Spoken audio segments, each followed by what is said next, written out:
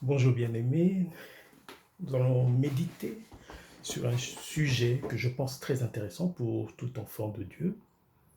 Et je l'ai intitulé pour une fois, Le Saint-Esprit et ma prière. Le Saint-Esprit et ma prière. Et je fonde cette méditation sur le texte de Romains 8.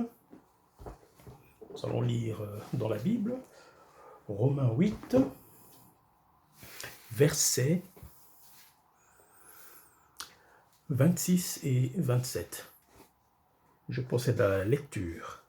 De même aussi, l'Esprit nous aide dans notre faiblesse, car nous ne savons pas ce qu'il convient de demander dans nos prières. Mais l'Esprit lui-même intercède par des soupirs inexprimables, et celui qui sonde les cœurs connaît la pensée de l'Esprit, parce que c'est selon Dieu qu'il intercède en notre faveur. Voilà. Que dois-je demander dans ma prière? Nous ne savons pas ce qu'il convient de demander dans nos prières. En clair, je pense, ou plutôt si je pense avoir maîtrisé l'art de la prière, et juste à cause de mes nombreuses réalisations, ou de mes requêtes exaucées, de mes nombreuses requêtes exaucées, c'est que je suis en abomination devant Dieu et je suis un idolâtre devant mes frères et sœurs en Christ. C'est ce texte qui me le dit en tout cas. Lorsque je le lis, c'est ce qu'il me dit. Je vais commencer par faire un rappel historique. Moïse ne savait pas ce qu'il convenait de prier lorsqu'il supplia Dieu de le laisser entrer dans le pays de Canaan. Un deuxième exemple, Élie, l'homme qui nous sert de référence de Jacques 5, verset 16-17, par là. La prière du juste a une grande efficacité. Élie, l'homme de l'efficacité de la prière. Eh bien, il ne savait pas comment il lui fallait prier lorsqu'il demanda à Dieu de prendre son âme. Un troisième exemple, les disciples de Jésus-Christ. Ils ne savaient pas ce qu'il convenait de demander dans leur prière lorsque ils ont suggéré au maître de faire descendre le feu du ciel sur les Samaritains. Nous avons encore d'autres exemples. L'apôtre Paul. L'apôtre Paul, lui non plus, il ne savait pas ce qu'il convenait de demander dans ses prières lorsqu'il supplia Dieu à trois reprises, il supplia Dieu de lui ôter l'écharpe dans la chair. Son écharpe qui était dans la chair. Car il ignorait, il ne savait pas que c'était pour sa bénédiction, que cette épreuve, Dieu avait approuvé cela. Vous pouvez lire ça dans 2 Corinthiens, chapitre 12, dans le début, dans les 10 premiers versets. C'est donc une bénédiction que Dieu ne réponde pas positivement, favorablement à toutes nos requêtes. C'est vraiment une bénédiction, car nous ne savons pas ce qu'il convient de demander dans nos prières, malgré nos connaissances, malgré nos titres, malgré nos positions sociaux, malgré notre sagesse. Or, tout cela, justement, constitue des obstacles à nos requêtes. Alors, comment prier? Quoi demander dans nos requêtes? D'abord, nos requêtes doivent être empreintes d'humilité. Nos requêtes doivent exprimer le besoin de la grâce de Dieu. Vous savez, la Bible nous enseigne sur la nécessité de 2 intercesseurs lorsque nous prions. 2 intercesseurs, j'espère que vous les connaissez. Le premier, Jésus-Christ en personne, le Christ en personne est notre intercesseur, car la supplication de Christ, c'est ça que Dieu le Père entend, et pas autre chose. Voilà pourquoi Christ se tient aux côtés du Père afin d'intercéder en notre faveur. Car c'est son intercession que le Père entend. Et il l'entend seulement en son nom. C'est le nom de Jésus-Christ. Et la clé qui ouvre les portes de l'exaucement de notre prière. Mais il y a un deuxième intercesseur, le Saint-Esprit. Pourquoi? Parce que la supplication de Christ est accompagnée aussi de la purification du Saint-Esprit. La purification du Saint-Esprit de nos prières. Vous savez, la Bible appelle le Saint-Esprit l'esprit de supplication. Hein, ce n'est pas un homme qui a donné ce titre, c'est Dieu lui-même. La Bible appelle le Saint-Esprit l'esprit de supplication. Ça a un sens, ça devrait sonner fort dans nos têtes lorsque nous entendons ce qualificatif, car c'est vraiment un qualificatif. Christ prie, intercède pour son peuple. Le Saint-Esprit prie, intercède en son peuple. En son peuple. Il y a une grande nuance à ce niveau-là. En ce peuple, car il nous aide dans notre faiblesse. Nous venons de le lire. Il nous aide dans notre faiblesse, le Saint-Esprit. C'est un des rôles qui tient dans nos vies. Pourquoi se tient-il à nos côtés? Mais il se tient à nos côtés au cas où. Il se tient à nos côtés et au cas où. C'est cela que ça veut dire nous aide. Son aide donc consiste à se tenir à nos côtés au cas où. Je donne un exemple. Lorsque moi je faisais mes leçons de conduite à l'auto-école, un jour nous sommes sortis, bien sûr.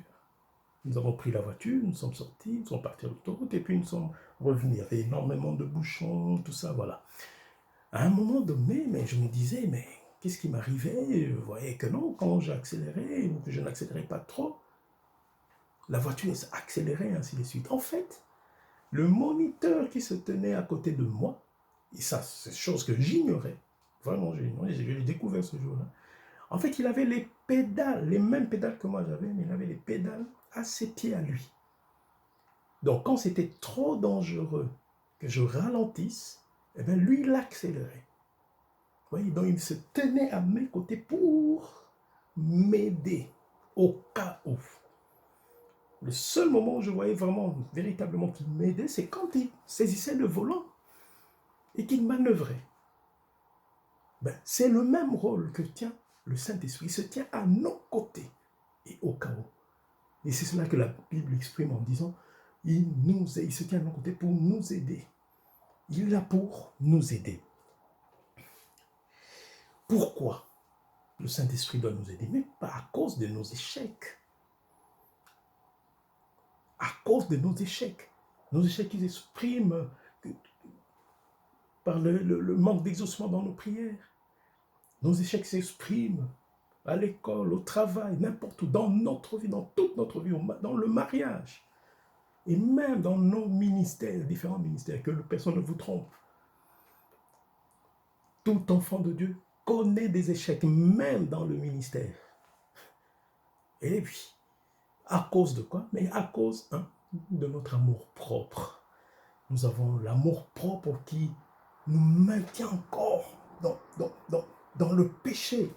Mais il y a aussi les désirs charnels, le désir de la chair.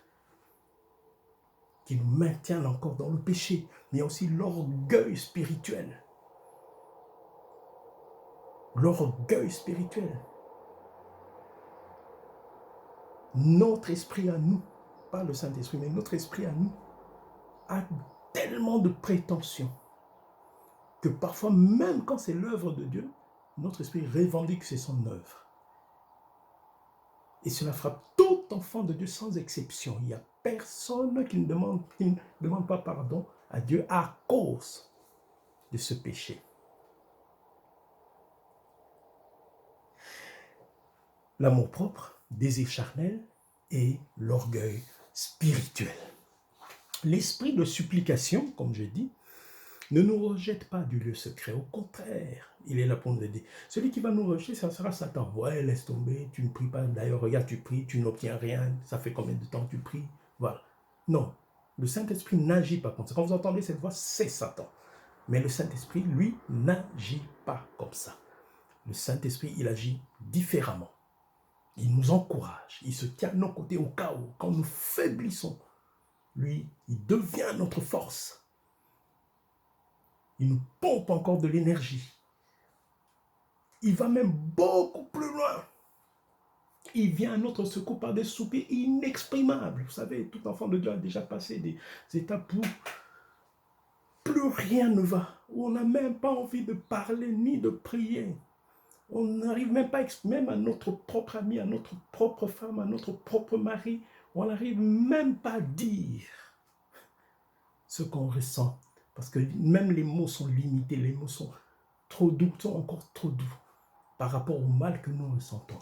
Mais c'est là que le Saint-Esprit vient, par des soupirs inexprimables, comme un enfant.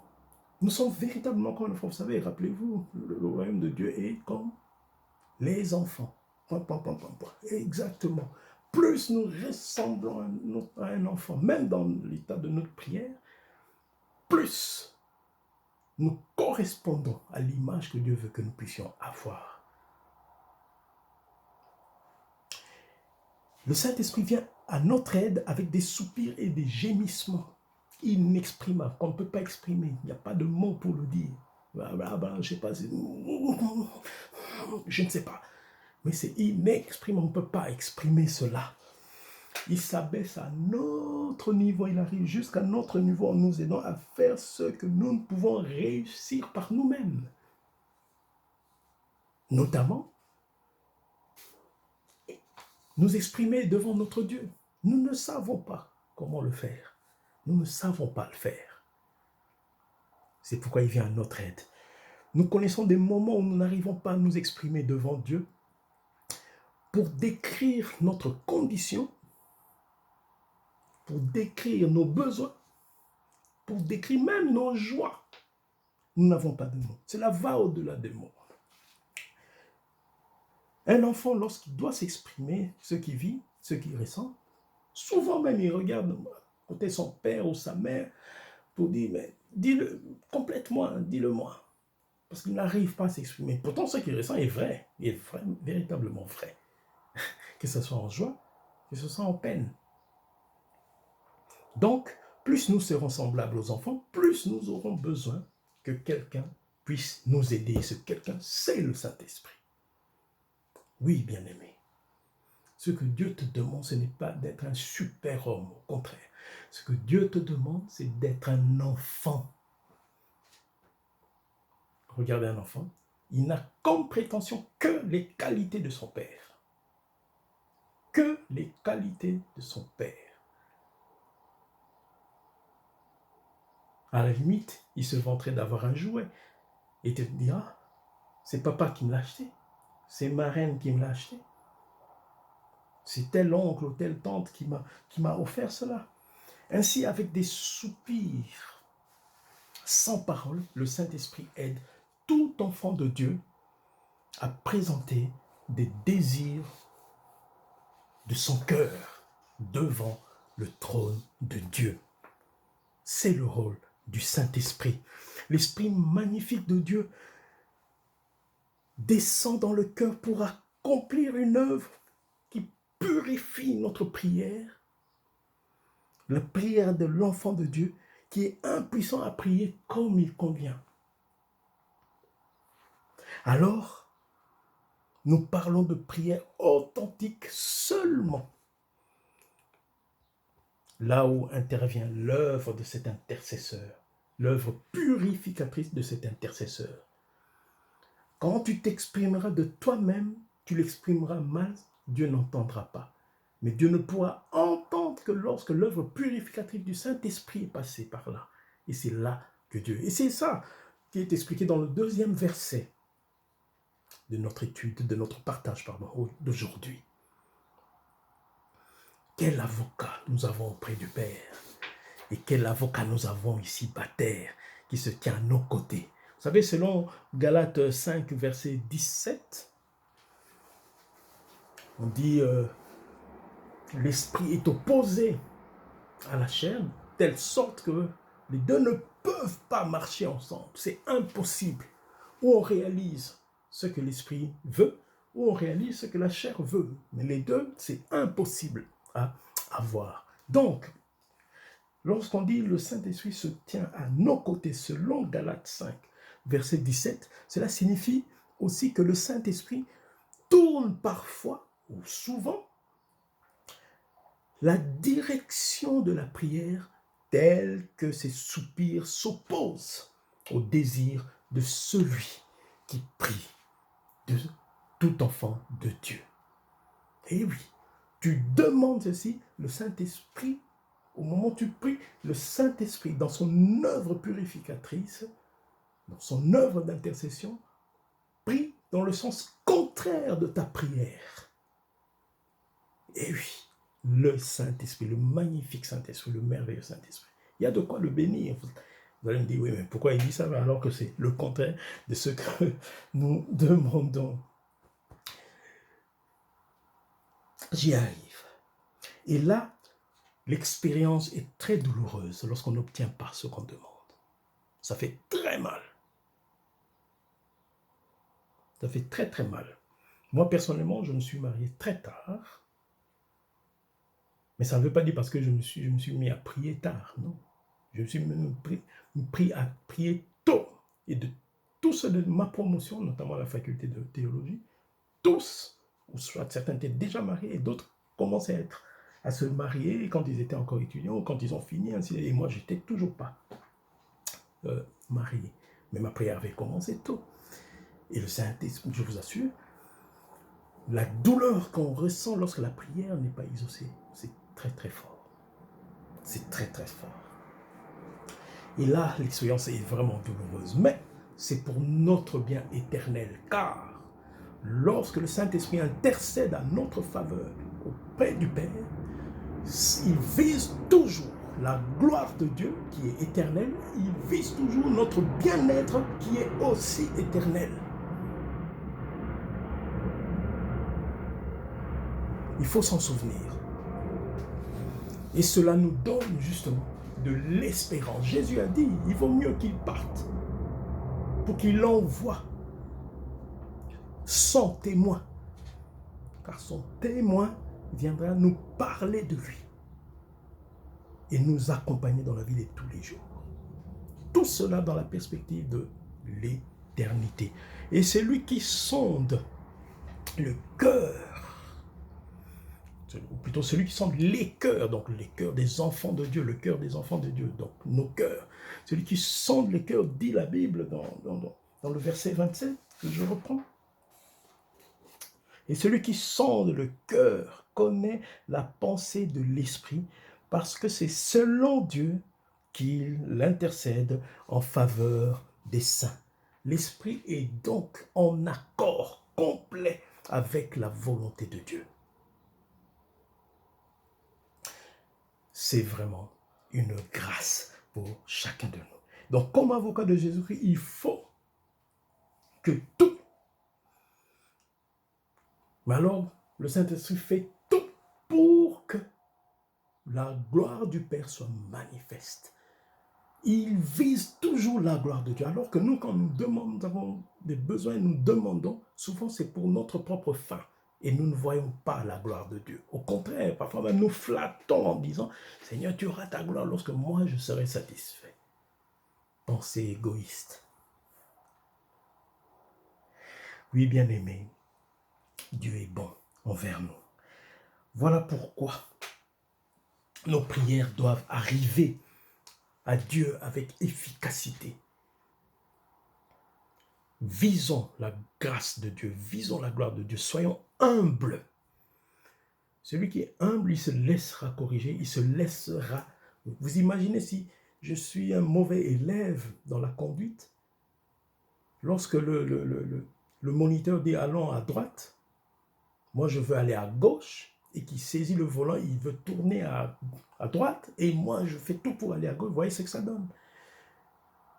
Ça donnera un résultat que personne n'aura souhaité.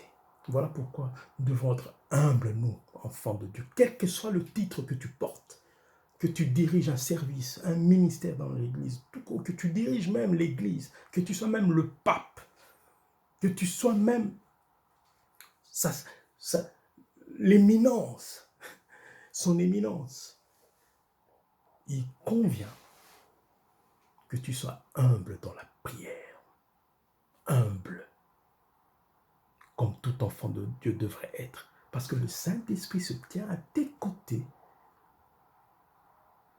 pour intercéder en ta faveur par des soupirs inexprimables.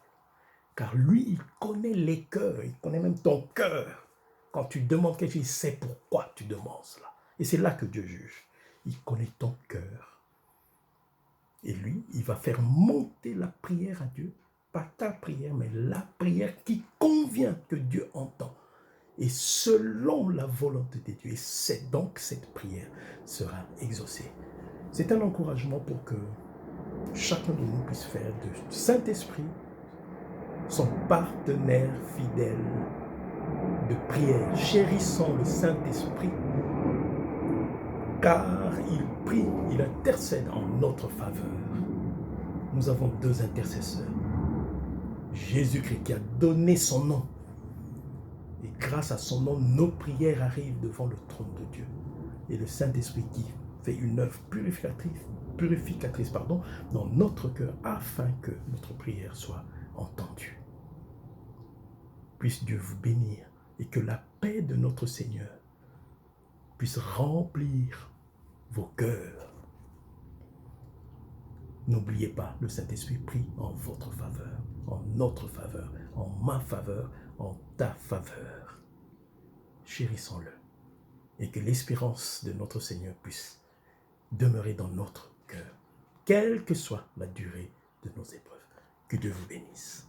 À la prochaine.